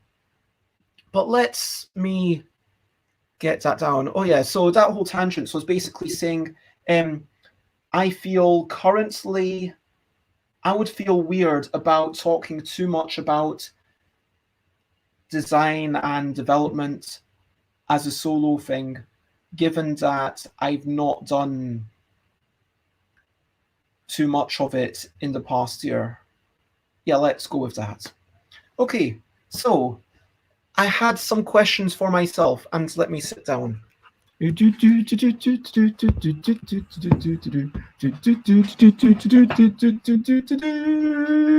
down. Okay, so have I been enjoying it? Yes, I have. I think that I really like people being on. I like talking to people. I like having guests, but I also feel like it was getting stressful, feeling like I had to have a new person every day. I'm not. I would like to try. So I did bring up my boom mic stand and my selfie stick that Chris put together.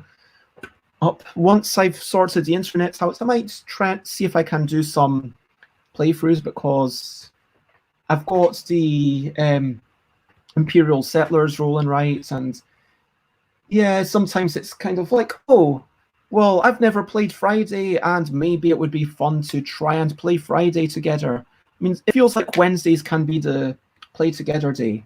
Warlock of Firetop Mountain, I really enjoyed reading through that. I feel like it was a lot of fun with other folk. I feel like for me, Pretty Little Mistakes, I much prefer that as a book. I personally slightly prefer Alba to Fighting Fantasy. Obviously, I am biased because because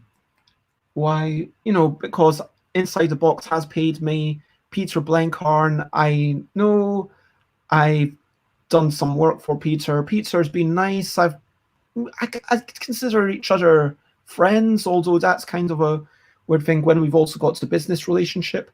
But genuinely, for my personal tastes, I prefer Alba, but I do like fighting fantasy for this format of reading out the formats and saying, okay, where do you want to go, east or west? And yeah, having to make that effort of writing down stuff, for me, it's not too much fun. And it's a weird thing to say because for Alba, you do need to write a wee bit, but you need to write a lot less. And so, yeah. I think that, so yeah, I'm enjoying it because I am having occasional conversations with people. There's amazing people like yourselves in the chat, Rob, Alex, and yeah.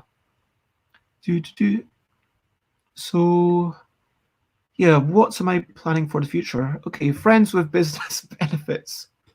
I like that. And Rob says, having seen the way you work over the years, you seem to often come at these sorts of things sideways. If you showed me all the IdleCon games anonymously and told me the participants, I would have known that Make Word Search was the best game. That makes sense. So it's the busiest of the lot, but it's not necessarily like you see that in a magazine with no name attached and you think, wait a minute, that must be Bez. It's not like that, is it? To be fair, like there's multiple people who do things in a sort of way, but yeah, to be fair, if you'd seen the sheets, you would have also probably known which one was Rory. But even if Rory's one wasn't drawn by Rory, actually. Anyway, I'm generally, and let's stop talking about that for a moment. And what's am I planning for the next 2 weeks? Okay, so tomorrow it is, I think I've already talked about this. Musical Shenanigans, Harley, Marketing with Dina, Friendly Friday Forum, then Game Jam week lasts about 9 days. And I originally said it would be 7 days and then the 8th day is for playing stuff. But then looking at Michael, I'm like, what if I get more stuff? And frankly, even if I only get one thing, well, we can play it on Saturday, then play, we'll have at least 4 things because I'll have made a thing and there's at least 3 other groups. So even if someone else makes a thing, that's at least 5 things. And I'm expecting it to take Saturday and Sunday to play, maybe even Monday as well. And then looking to the 16th, which is meant to be Musical Shenanigans. Yeah. And 17th, which is reading or playing something, maybe fighting fantasy. I might just say, you know what, that's going to be playing the games again. So then we'll be back to normal on Thursday. And it'll either be Dina or Musical Shenanigans. I'll have to check out. Oh yeah, and then I'm going to get up to episode 300 on 25th of March. So then I'm meeting Anna Vassenberg, reviewing something, meeting Paul Stapleton, either on Monday or Wednesday, discussing playtesting with Alan Paul, Matthew Dunstan, Rita Moodle, and having the 300th episode. Episode 300, I am going to do what I did for episode 200, and I am going to skim through 100 shows. So that's going to be a long stream. Yep. I might potentially need to have that, that's kind of a nice thing about, is it a nice thing being able to run an ad break? I could, to be fair, have like some sort of be back soon, like a screen where I just kind of disappear myself, and because I am expecting, what if I do need to allow myself to go to the loo, do you know what I mean? Like just to turn off the stream and yeah, maybe I might ask Jason for a bit of music that Jason has composed and have like a bit of or maybe I should just record myself doing that, or maybe I could have or maybe I could have like the Eldeck song that Xate and Alex did, and that's like the intermission. Like if I need to go to the loo or something, I'm just going to play that video. Although after I play that video, anyway, that's me. But that's the next few weeks. Now, how can I improve? we already talked about getting myself wired, about overlays, and I would like to know what you think. What would you like to see change? Yeah. Should I have... I know that you sent me the video personally. If you got me that, if you were able to send me that video again, maybe on like a Google Drive link or something, or maybe I play it from my own laptop. Maybe it's on a loop, although that might be boring. I'm just thinking, what if I need to go... Yeah, it's 3 minutes, isn't it? That feels long enough.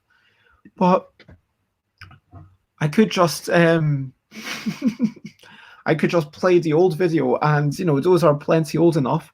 But yeah, I could yeah, if I'm watching all the old stuff, then I could just take my screen off and keep that. Well, I wonder what that would be like. Let me I'm actually going to try it now. Let's try it. Let's see what happens. Sorry, this is me testing. Stop the screen. Can I make it bigger? Theater mode, is that what I want? Share screen.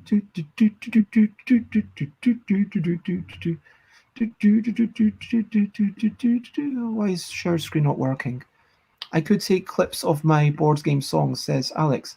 I could just play the... Okay. So what if I were to remove and say, oh, I need to take 2 minutes break, but I need to be back in just...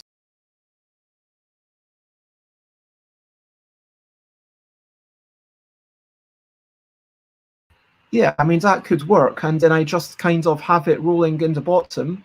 And obviously my audio went to just for a moment. And let me close that. So yeah, I think that's what I'm going to do. And then I'll kind of have a little bit saying, we are just looking at old videos. Bez will be back in 5 minutes. Enjoy this old video. Bez needs to take a break. Something like that. So it'll be Inception. And it'll just be whichever video that I'm up to at the point that I need to take a break. Because if I'm watching, even if I'm skimming through 100 videos, which is about 200 hours, I'm trying to do it in 10 hours and doing it, I don't know, like just jumping between bits and talking about it, then yeah, it'll just be like, oh, you know what? I need to really have a quick break. I need a quick, you know, comfort break for 5 minutes. And I'm going to do that maybe every couple of hours. And then maybe that... should that be my first ever... No, I'm not going to do a 24-hour stream while I'm up in Glasgow. That feels especially... Yeah, probably not. But I'll... Or should I? Probably not. Or should I? We'll see how it goes. It'll just take as long as it takes. Anyway, sorry about this. This is all just, I guess, with streaming, you get to see how someone thinks, and especially if they're just talking into a void and trying to work out stuff and trying to do live mentorship or trying to interview someone and saying all the time. But yeah, if anyone has any opinions on going affiliates or not, let me know. I'll probably put up a poll in my Discord to try and get opinions. I feel like I don't really have anything more to say. I was hoping that someone might be like, Bez, do more of this. Bez, we want to see more interviews. Bez, we want to see this person. Bez, I want to see this person. Bez, reach out to this person. And I would like to hear your opinions. I would like to hear, who would you like to have on the show? What topics would you like to be covered, whether that's from me or from someone else? And yeah, let me know. I like to hear that sort of feedback. Honestly, I crave your feedback. But I have been Bez. Those are all my links. And now I believe it's a reasonable time to recap and wrap up. I started talking about the stream and affiliation. We talked briefly about Tabletop Live Network, so thank you to those who are here, and I guess we'll go over and raid whichever one of them's going after this show finishes. We talked about how the good things about affiliation are the emotes. Channel points are kind of clearer for people who just jump in for the first time. And also, it is a source of validation when people are like, hey, you can't join our group unless you are affiliate. Yeah, and I'm sure that there's a lot of people out there who are like, well, if you're not affiliate, you're not taking Twitch seriously.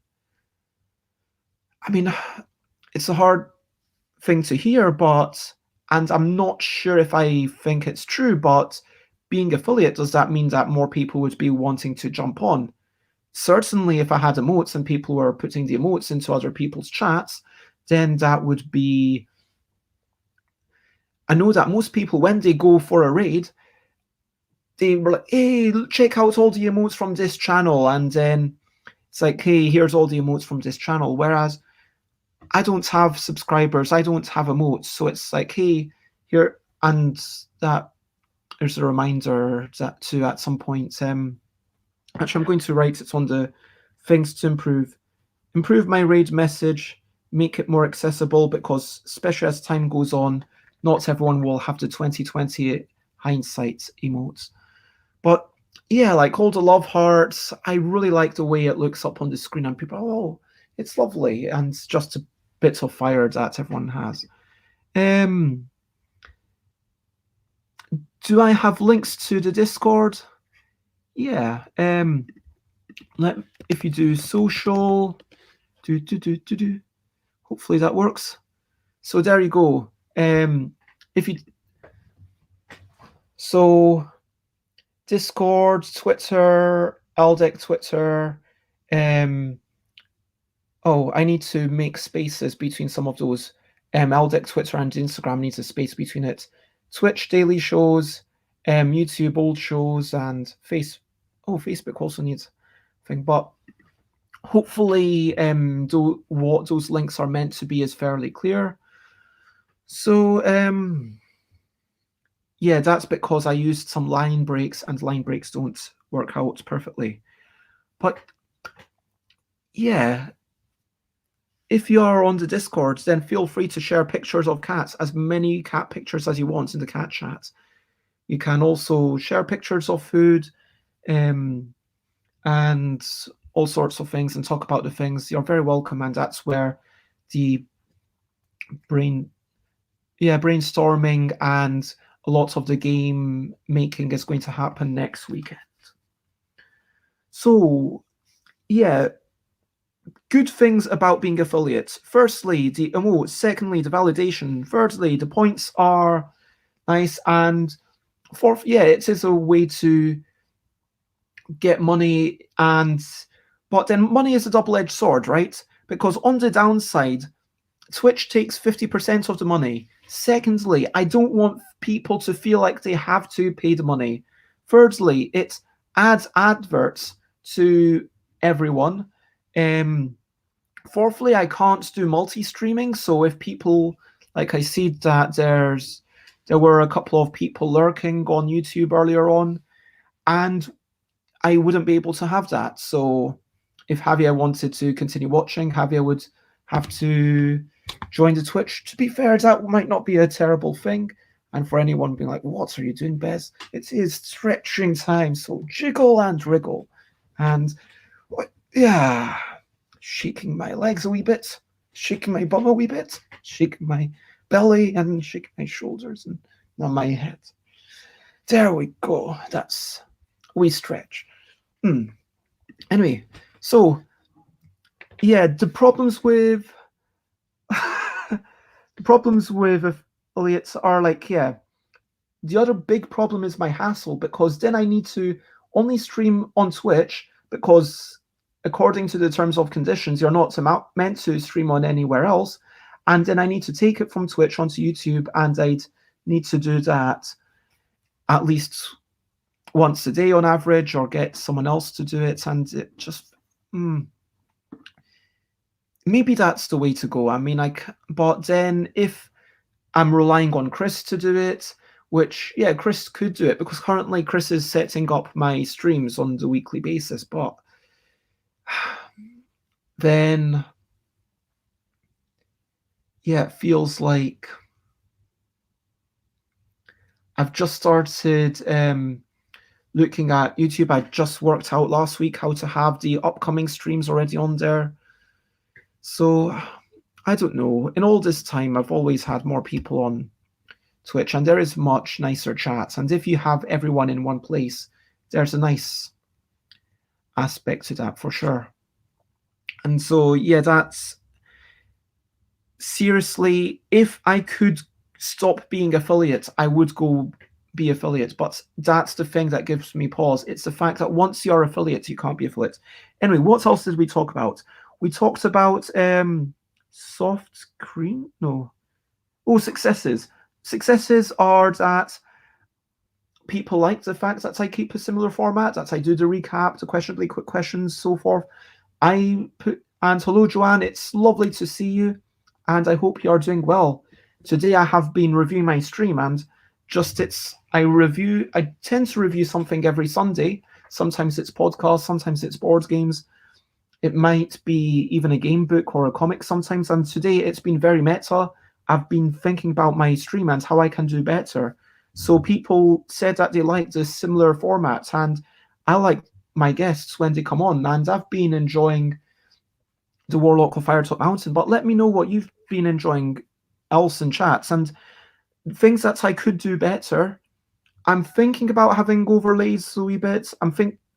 Wiring up my connection if I can get over that technical obstacle, and also make a raid message, make sure that it doesn't use any of the 2020 hindsight emotes.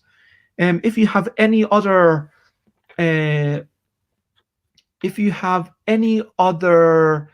compliments to give, things that you would like me to keep doing, or things that you would like me to change or do more of, please let me know. Those are the basic things. If you would like me to do more of something, Alex mentioned can I write that down as a do more, Alex? You mentioned do more development chat. And so, yeah, maybe after the game jam, it'll be kind of like Michael's stream, where once every week I'm like, yeah, you know what, Monday's chaotic shenanigans might quite often be working on one of those games. But yeah, let me know what you think. I have been stuffedbybez.com, stuffedbez.bigcartel.com to buy my stuff, twitter.com/stuffedbez for all the tweets, instagram.com/stuffedbez for some pictures, twitch.tv/stuffedbez for daily streaming at 10 a.m. UK time, youtube.com/stuffedbez for the old episodes, and join the Discord if you would like for chat about cats or game design or food or music. Although I'm surprised, Alec. But okay, I have written it down. You see, development chat. There we go. Joanne would like to see simpler board games. I liked Friday and the interaction we had in chat. I am happy to hear that. Yeah, friendly Friday forums, that will always be a thing. And on Tuesdays at 8 p.m. when I'm playing things, I always try to make it simple.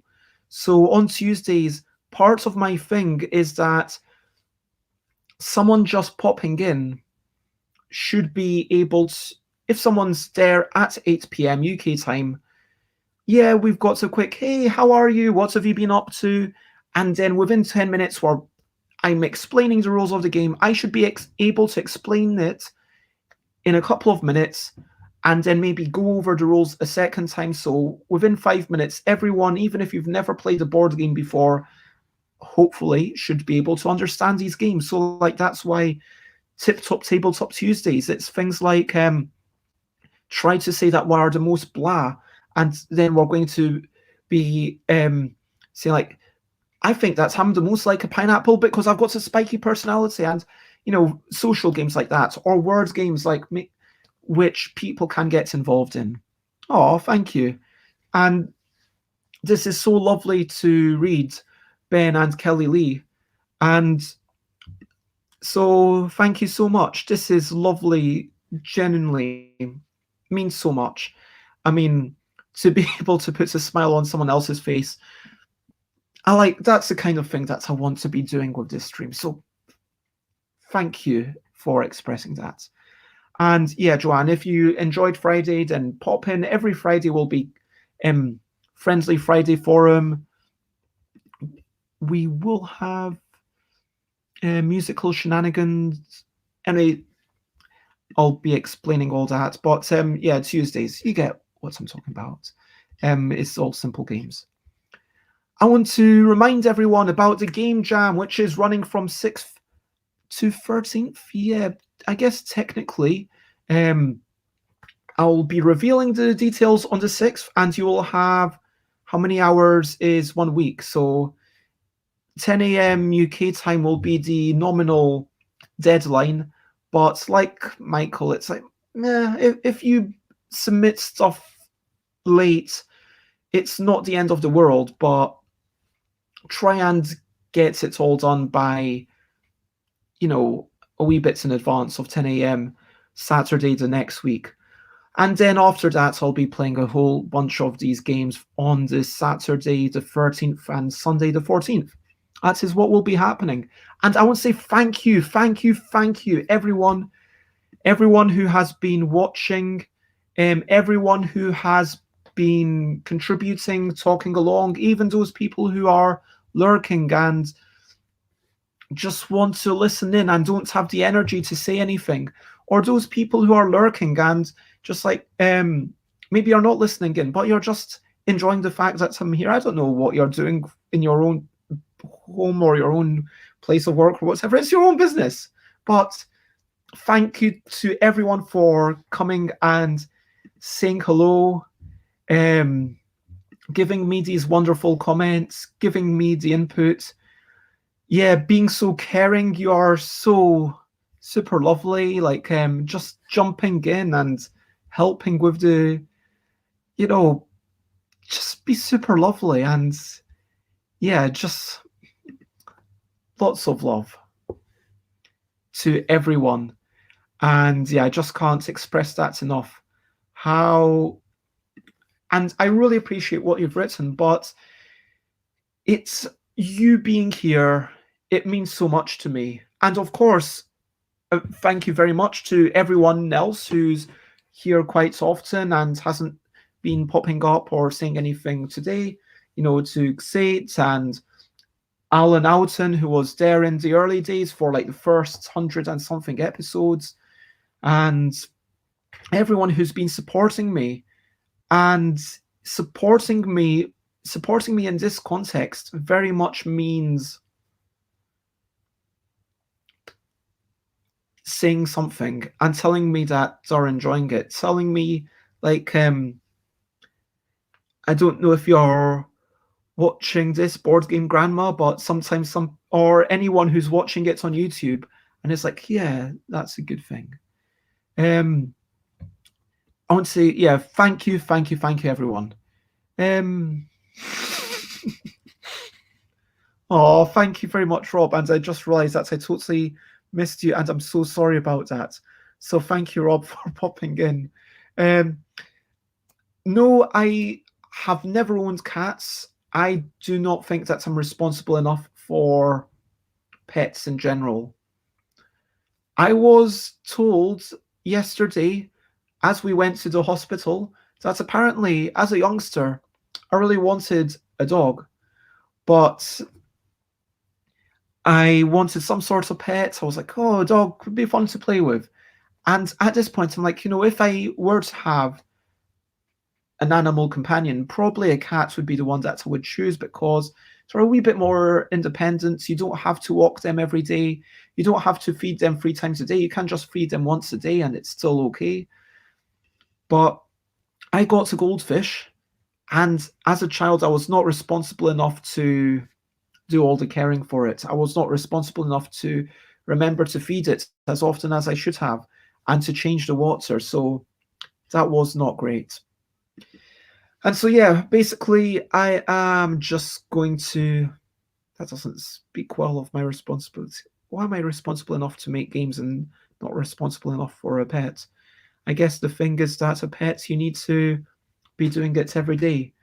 And it's like this question in my mind, when someone backs a Kickstarter from me, how do they know that, like, am I responsible enough to be doing a Kickstarter? That's a perennial question, genuinely. Was it Wise Goldfish? I doubt it.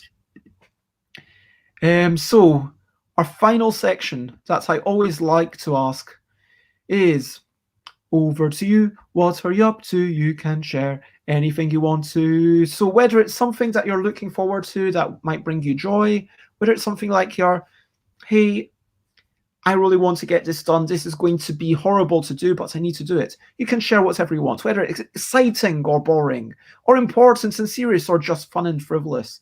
Share whatever you want about the future, and then we can check in with each other when I next see you, when you next pop in. Let me know how it went, or you don't have to. Just something to keep the positivity going. Do you know what I mean? Because in these days and times when we're struggling to see each other, hey, there's a person about 20 meters away. Oh, I thought for a moment maybe I could attract their attention. I was considering waving to them.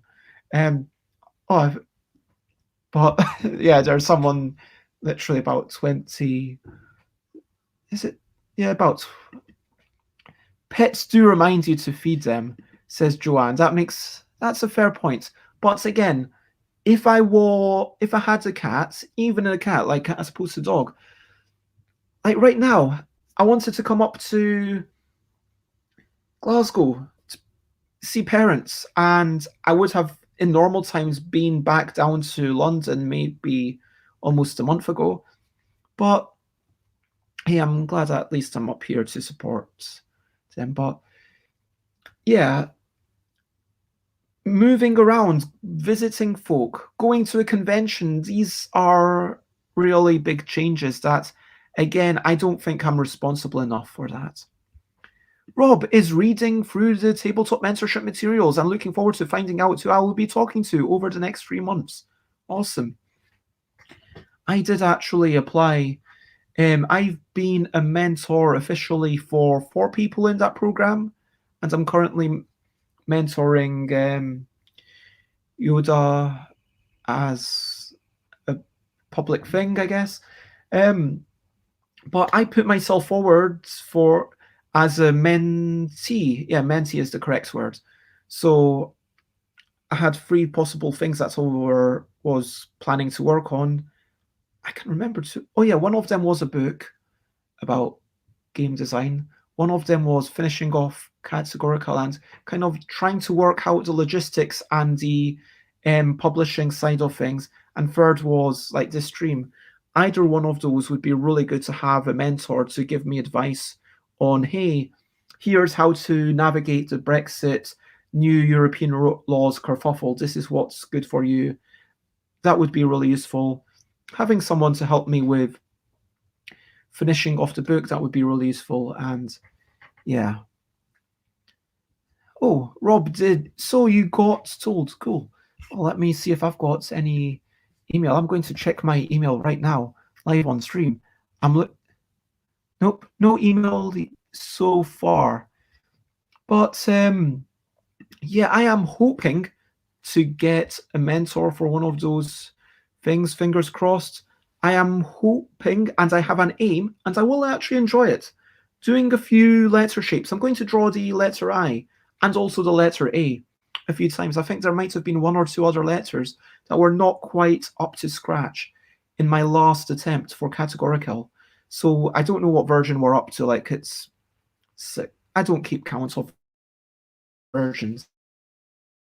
But that's my hope, that's my aim. I'm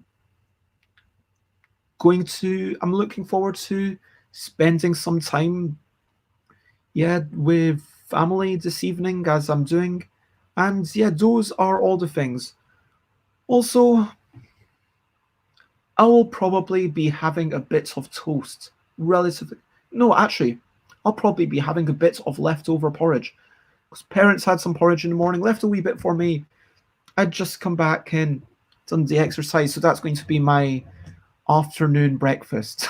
Let's call it that. So, yep, with that, if you want to check out my next streams, I've already talked about all of them. I'm not going to go through all that again, but I will just remind you that tomorrow I am getting to know Tiz Creole. Lovely artist, Mexican, co-designer with Seize the Power with me. I am biased, but I am looking forward to just having a good time with Tiz tomorrow. Joanne is working on music practice today. Found a song to learn. You know what? Part of me does genuinely wonder if I should do more streaming. I am tempted to do more streaming just because I want to do more music stuff. And if I'm not fussed, should I start a new Twitch channel or should it be the same one? Should this just be everything? Sweet or salty? I assume you're talking about the porridge. Neither. I'm trying to avoid both. I know that I could technically put in honey. I might put in, I know this sounds crazy, a wee bit of butter, just a wee bit. And maybe a banana for some sweetness, maybe some nuts. It'll be a mixture. That'll be my porridge. Same channel, suggests Joanne. So that's one vote in favor of the same channel. That does also mean less hassle for me, which I like that. I just know that there's a few there's a few folk who have like, okay, here's one channel for games and here's one channel for music.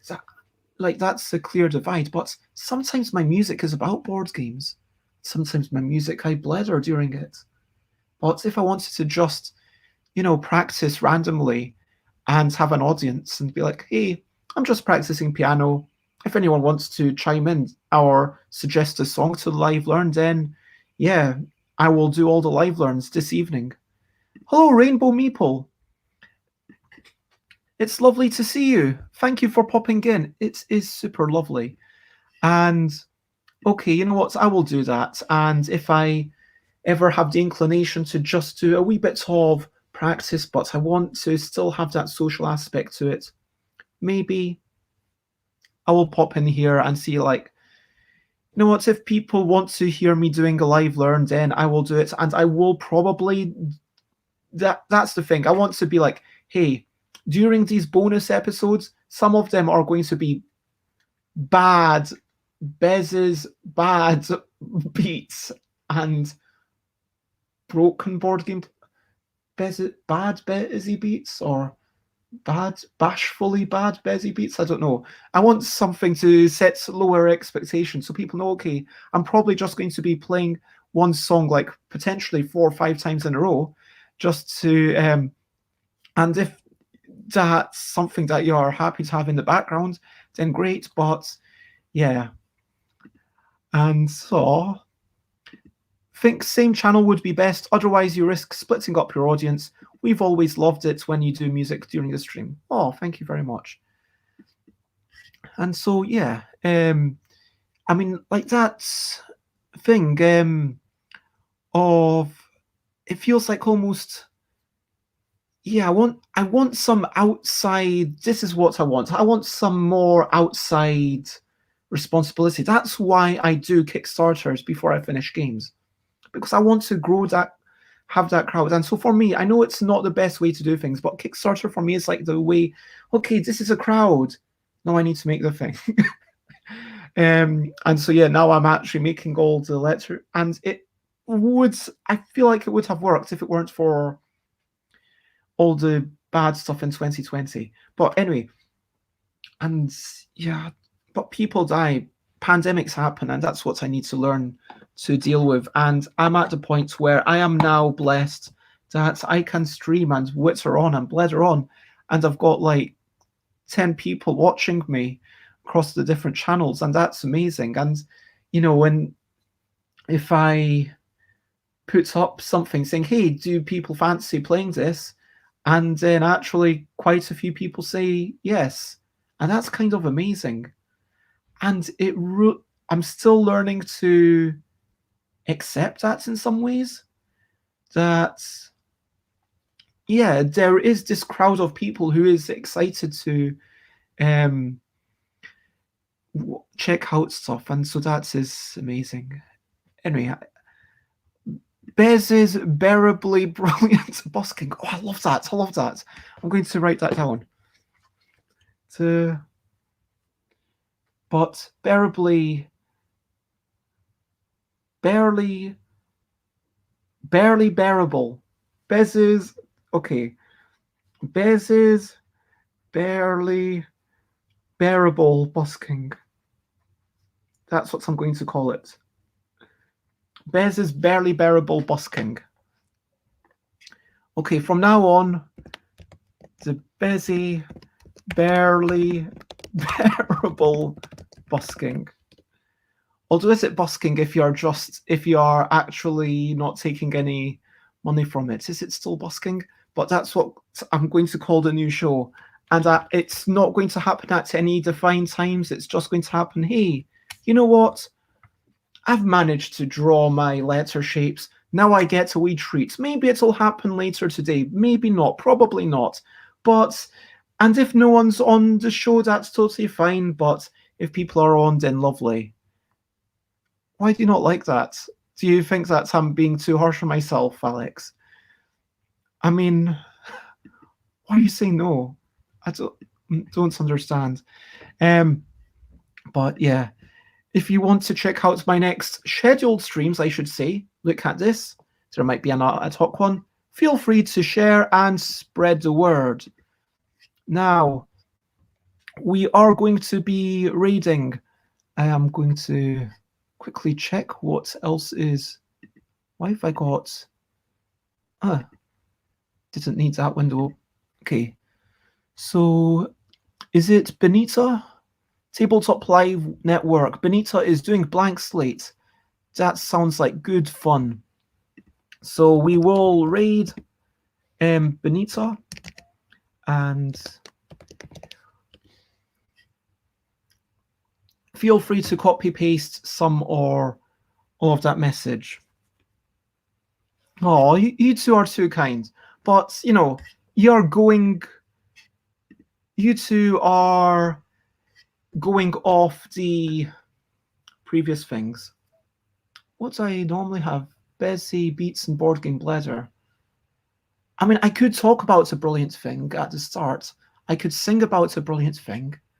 That's allowed, and we could mention brilliant things, but I don't think the title should have brilliant in it, because then that's setting expectations too high. Wanting to say, okay, well, you heard me kind of just improvising while I'm talking. Now I'm not going to be improvising. I'm just going to be like redoing things, and I'm going to do things over and over and over, and I'm going to be messing around, and it might be terrible. So it might be barely bearable. If it's better than that, then bonus. But that's the way it's going to be. So yes, with that all said, if people have anything to say, then I hope. Well, there's still a couple of minutes, and raid Benita _K. It's only bear. Do you mean barely brilliant? Bearably isn't an actual word, is it? I'm going to check that up. BARE Ebly. I'm guessing. Are you? Anyway, for the time, we come to the end of the show. We're raiding Benita. Benita will be playing a game of Blank Slate. Blank Slate is super easy to jump in. For those who don't know it, what you need to do is you need to say something that matches at least one other person, and ideally matches exactly one. I think those are the rules. But for those who aren't watching live, there's a Tabletop Live Network chat happening, and that is the end of my show. So, bye, bye, bye, bye. This is a goodbye song. Bye, bye, bye, bye. I really like this. Bye, bye, bye, bye. Thank you for watching along. Bye, bye, bye, bye. This is the end of the show. Bye, bye, bye, bye. And now it's time to go. Bye, bye, bye, bye. This is a goodbye song. Bye, bye, bye, bye. Thank you for watching along. Bye, bye, bye, bye. This is the end of the show. Bye, bye, bye, bye. And now it is time to go. Bye-bye. Bye-bye. Bye-bye. Bye-bye. Bye-bye. Bye-bye. Bye bye bye bye bye bye bye bye bye. Song. Bye bye bye. Thank you for watching along. Bye bye bye bye. This is the end of the show. Bye bye bye bye. And now it's time to go. Bye bye again. Bye bye.